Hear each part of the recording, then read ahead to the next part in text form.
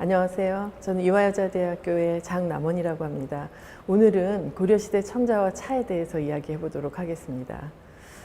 작년 여름 중국 항주를 방문했었는데요. 그때 용정에 들렀습니다. 엄청난 큰 차밭이 있고 여전히 샘에서 물이 솟아나고 거기서 차를 팔고 있더라고요. 이런 차밭은 중국의 이미 복건성이라든가 이런 남방 지역에서는 오래전부터 재배와 차를 제품으로 생산하는 일들이 쭉 이어졌죠. 아마 그래서일까요? 국내에서도 일찍이 삼국시대 이후 차가 전래되는 기록들을 볼 수 있고, 특히 통일신라 유적이라든가 이런 데서 아마도 사찰, 왕궁 이런 유적에서는 지금 보시는 것 같은 차를 마시기 위한 완, 또 발 같은 용구들이 발견됩니다. 이거는 한국에서 만든 게 아니라 이미 중국에서 수입된 그런 자기류들이죠. 흥미롭게도 경주의 배동을 발굴했는데 여기서는 더 재미있는 자료가 나왔습니다. 뼈를 묻는 그 골호라고 하는 거죠. 화장을 한 이후에 장골 용기인데 신라 토기 안에 이런 게 들어 있었어요. 꺼내 보니까 뚜껑이 덮여 있고 아래쪽에는 항아리 형태로 되어 있었습니다. 이게 뭔가 하고 자세히 보니까 위는 월주에서 만든 다완이고 아래쪽은 장사요, 즉 호남성에서 제작한 차 담는 항아리였던 것입니다. 차와 관련된 도구들이 국내로 들어와서 사용되다가 전혀 다른 용도의 생활에 필요한 골호라든가 이런 걸로 전용된 그런 사례라고 할 수 있습니다. 실제로 경주의 왕경 유적을 발굴했거든요. 왕경이라 하면 여러분 잘 아시는 지금 경주에 첨성대가 있고 월지가 있고 궁궐터가 있는 그 중심 구역입니다. 거기서도 아니나 다를까 지금 보시는 것 같은 백자 그리고 청자류들이 꽤 나왔는데 이들이 어떤 형태인가라고 살펴보니까 대부분이 완의 형태를 가지고 있었습니다. 그런데 이 월지를 발굴할 때 이런 중국에서 수입된 차와 관련된 용구, 그것과 함께 지금 보시는 것 같은 도기 제품의 완이 출토되었는데요. 글자가 써 있고 사이사이에 문양이 들어 있었습니다. 보니까 언자, 그리고 정자, 또 영자 같은 것이 묵서로 되어 있고 그 묵서들 사이에 음각으로 가늘게 새겨서 차라고 하는 글자를 새겨 넣었습니다. 글쎄요, 언정영, 말이 바르면 영화를 얻는다, 이런 뜻일까요? 차를 마시고 마음을 가라앉히고 말을 삼가한다, 이런 뜻일 수도 있고요. 정확한 뜻은 알 수 없지만 아무튼 음각으로 차라는 글자를 새겼다라는 것은 이미 제작 단계에서, 그러니까 만든 다음에 새긴 게 아니라 굽기 전에 새겼다는 걸 알 수 있어서 이와 같은 그릇을 뭔지 모르지만 차와 연관된 도구로 사용했음을 추정할 수가 있습니다. 이 당시 신라 그리고 일본, 중국을 둘러싼 여러 지역들을 밖을 살펴보면 중국에서 이미 당나라 때 이런 찻잔들이 만들어지고 있고요.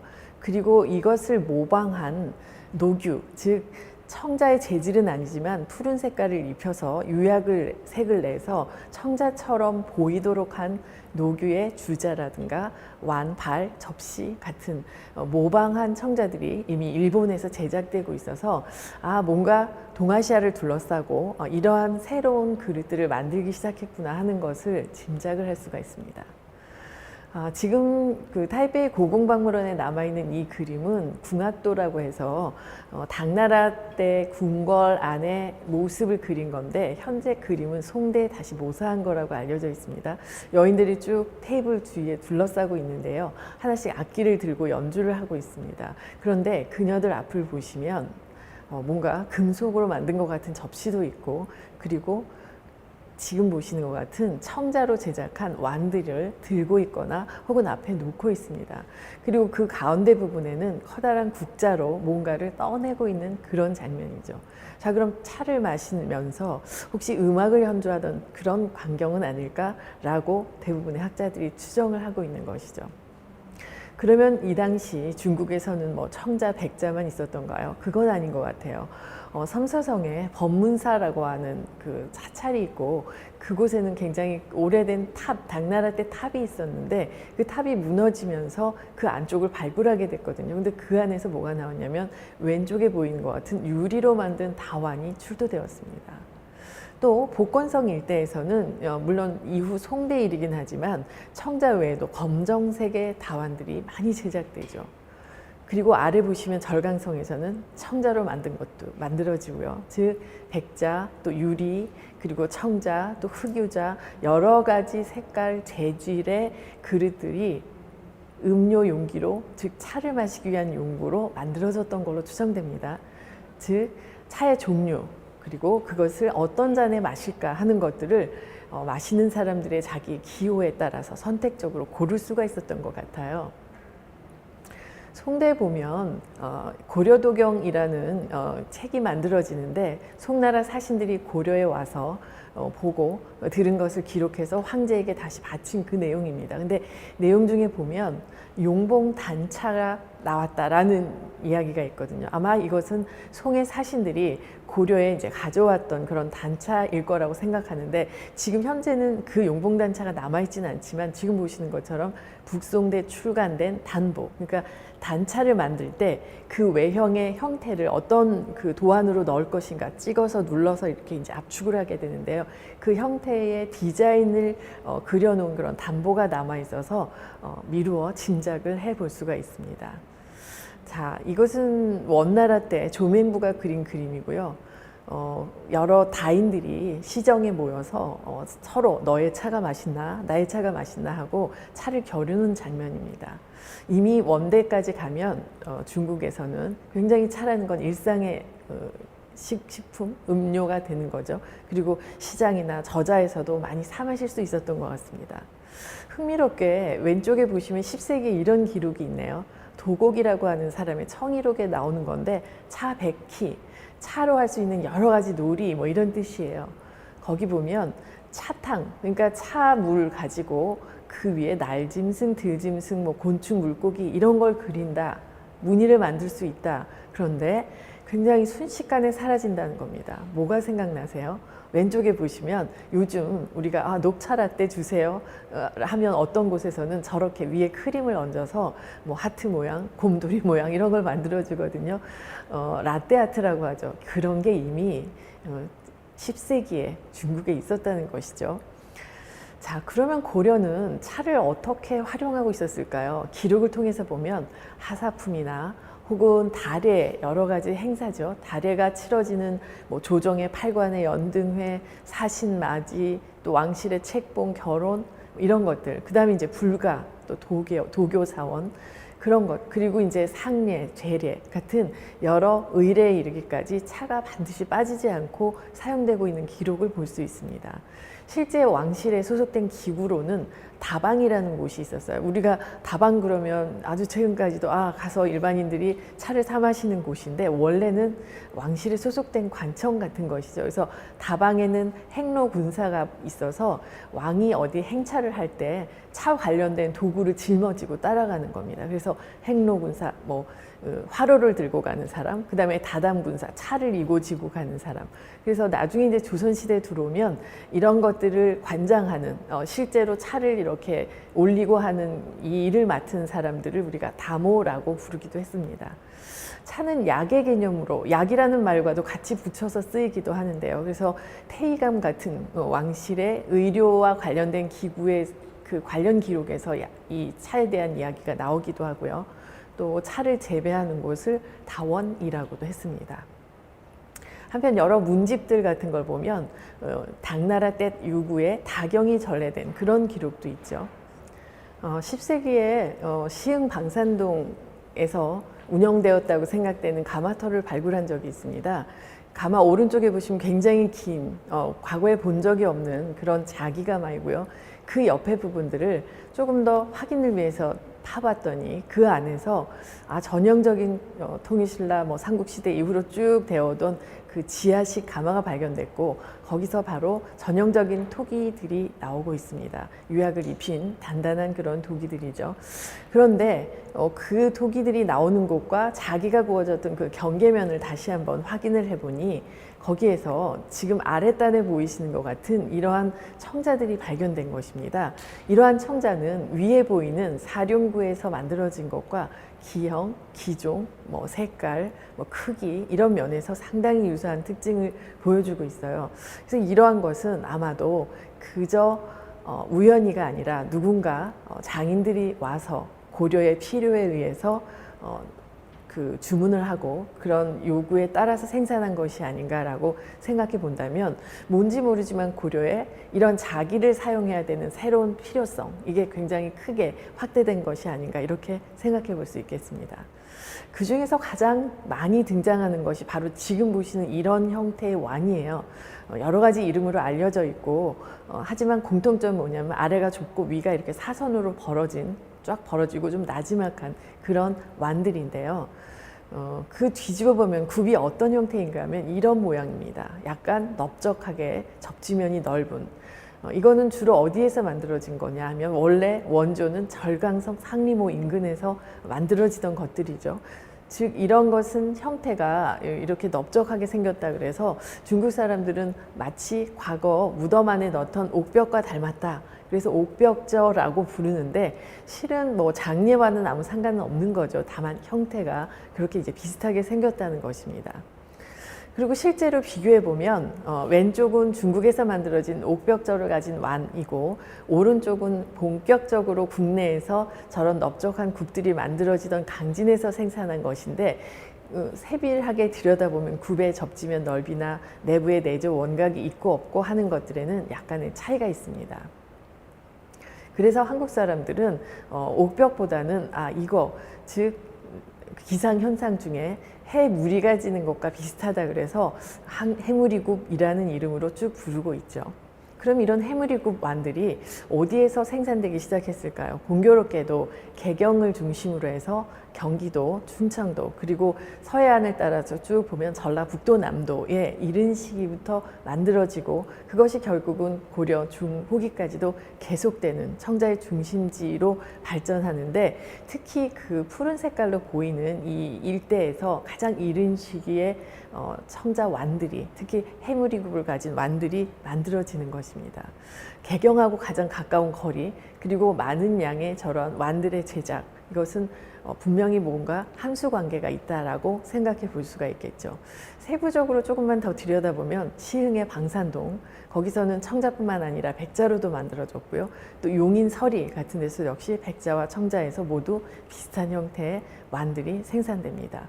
또 용인 서리의 상반, 또 여주의 중암리 뿐만 아니라 이제 남쪽으로 쭉 내려가면 강진의 용은리, 삼흥리 이런 지역까지 이런 유사한 형태의 완들이 많은 비중을 차지한 채 제작되고 있는 것을 볼 수 있습니다. 그러면 적어도 이러한 것들이 초기에 굉장히 필요한 수요가 있었고 그 용도에 뭔가 부합하는 그런 고려의 의례라든가 이런 것과 결부되어 있지 않았을까라고 우리는 당연히 생각해 볼 수가 있겠죠.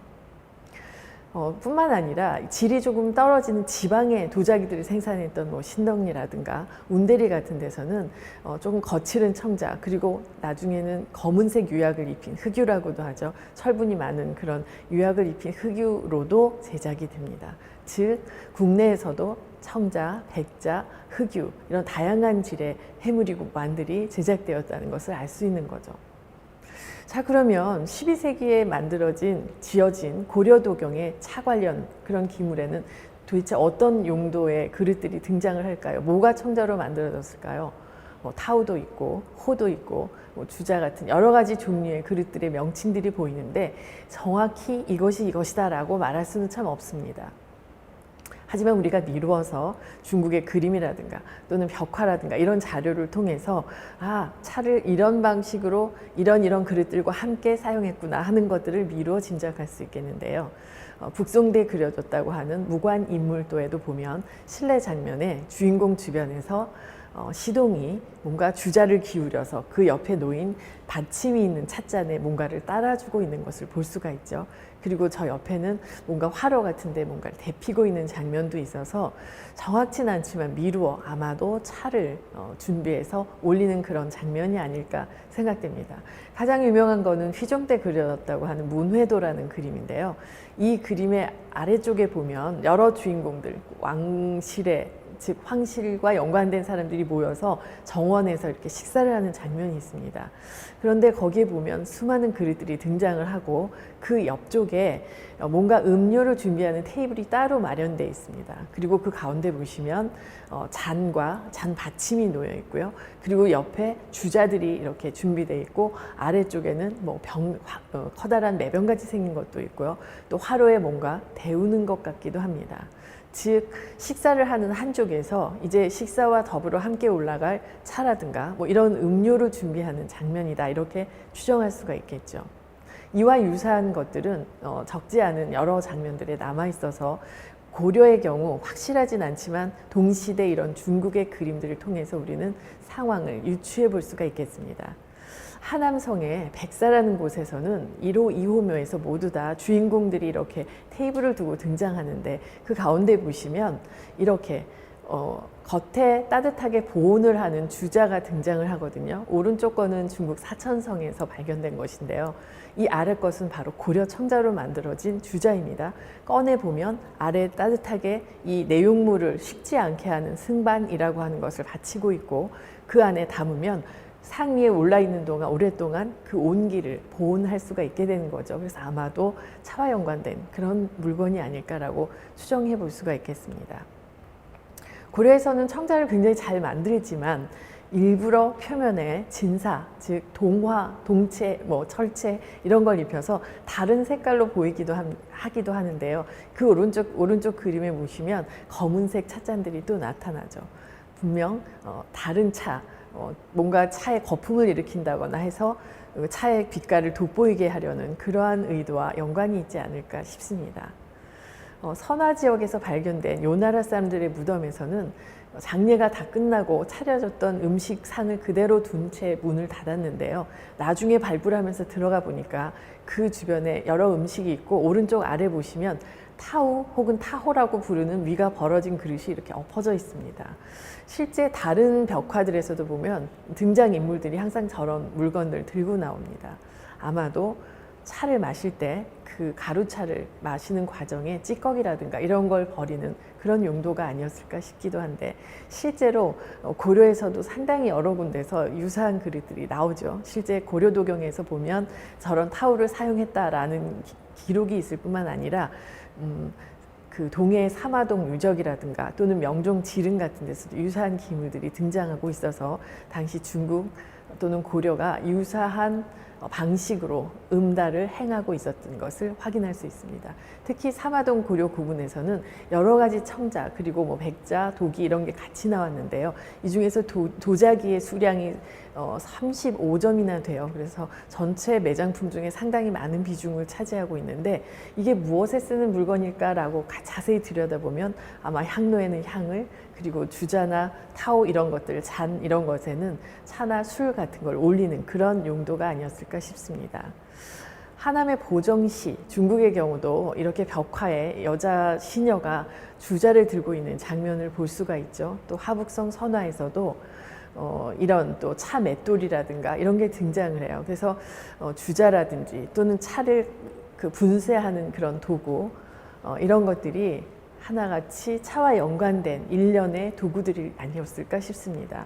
실제로 요나라 장세고 무덤의 비다도에서도 방망이 같은 것이 있고요. 볼이 있는데 그 안쪽에 뭔가를 이렇게 갈도록 돼 있죠. 우리는 저런 장면은 현재는 보기가 드물고 약국 같은 데서 약을 조지할 때 쓰던 것들인데 고려에서 보면 저런 게 유적에서 또는 가마터에서 자주 등장합니다. 내부에 유약을 입히지 않아서 마찰력을 높이고 있고 겉은 유약을 입혀서 청자로 만들었잖아요. 그러니까 안에 차 잎을 넣고 분쇄하는 그런 도구로 분명 사용됐을 것 같습니다. 그렇다면 그 주변에 나타나는 여러 가지 그 기물들을 자세히 관찰하면 우리는 고려가 어떤 식으로 차를 마셨겠는가 짐작할 수가 있는데요. 이 도자기의 한 장면에도 주인공들이 앉아 있고 가운데 뭔가 받침대 위에 잔을 올려놓고 오른쪽에는 주자인지 병인지 하는 물건을 놓고 앉아 있습니다. 물론 술일 수도 있어요. 하지만 차일 수도 있겠습니다. 이런 잔을 받치는 이런 도구들을 여러 번 사용하는 그런 기록들을 볼 수 있기 때문입니다. 왼쪽은 민간의 무덤이고요. 오른쪽은 그 왕실의 무덤인데 개수라든가 도자기의 질은 다르지만 뭔가 담고 붓고 그리고 따라 받는 이런 종류의 기물들이 같이 등장을 하고 있어서 뭔가 정확히 말해주진 않지만 분명 장례 혹은 나중에 그 무덤을 다 봉하고 매납품으로까지 이런 것들을 활용했다라는 것을 알 수가 있고, 그렇다면 이 도구들의 세트는 무엇을 의미할까라고 할 때 혹시 전형적인 음달을 위한 것이 아닐까 이렇게 생각을 해보겠습니다. 자, 고려 초기 중기를 지나면서 가마터에서 나오는 도자기의 주요 기종들의 퍼센트를 한번 비교해 봤습니다. 왼쪽은 한 10세기 전후한 시기, 오른쪽은 12, 13세기의 가마터에 주로 운영되던 것들인데요. 완의 비중이 굉장히 초기에 많다가 특히 시흥 방산동 같은 경우 거의 절반이 생산품의 완을 차지하고 있어요. 그런 뭘까요? 처음 가마를 개설하는, 자기 가마를 만들게 되는 목적이 완을 만들기 위한 게 아닐까라는 생각까지도 할 수 있을 만큼 그렇게 집중되어 있습니다. 그렇지만 시간이 지나면서 중기로 가면 점차 완의 비중은 줄어들고 용량이 조금 큰 발, 그 외에 잔 같은 것들도 비중이 조금씩 달라지는 걸 볼 수 있어요. 비슷한 기종이지만 비중이 달라진다라는 건 뭔가 고려 초기부터 중기 시간이 흐르면서 다법이라든가 차를 마시는 그릇들의 종류 혹은 차의 종류 같은 것들이 서로 달라졌을 가능성을 시사하고 있는 것입니다. 자, 지금까지 우리가 간단하게 청자와 차의 관계를 살펴봤습니다. 청자라는 것은 그냥 고려가 아름다움을 위해서 감상하기 위해서 만들었다기보다 실생활에 쓰던 물건입니다. 그 중에 많은 비중을 차와 음료를 마시기 위한 도구로 생산했다라는 건 굉장히 이 차가 중요한 매개가 되지 않았을까라고 볼 수 있는 것이죠. 사회를 결집하고 혹은 신앙의 어떤 현장에서 중요한 대목에 이것들이 활용되고 있었던 거죠. 그래서 국가의 혹은 가정의 의례, 사찰의 의례뿐만 아니라 부묘의 매장에까지 확산되는 것이고, 결국은 그 안에 보이는 여러 도자기의 세트들은 다도구로서의 그 구성이 아니었을까라고 짐작을 해볼 수가 있는 것입니다. 고려는 어때요? 굉장히 다원적 국가라고 합니다. 종교도 다종교였고요. 그러면서 굉장히 빠른 속도로 중국과 같은 문화권 안에서 같이 호흡하고 있는 걸 볼 수 있는데요. 이 중에서 특히 차는 청자를 매개로 동북아시아에서 굉장히 광범한 이 패러다임에 동참하게 하는 중요한 요소였다 이렇게 생각되고, 이때 차는 단순한 기호 음료뿐만이 아니라 삶과 죽음, 종교 모든 것들을 표징하는 그런 과정의 요소로 작동했다면 그때 청자의 의미라는 것은 무엇이었을까요? 상당히 중요했을 거라고 생각됩니다. 이상으로 마치겠습니다. 감사합니다.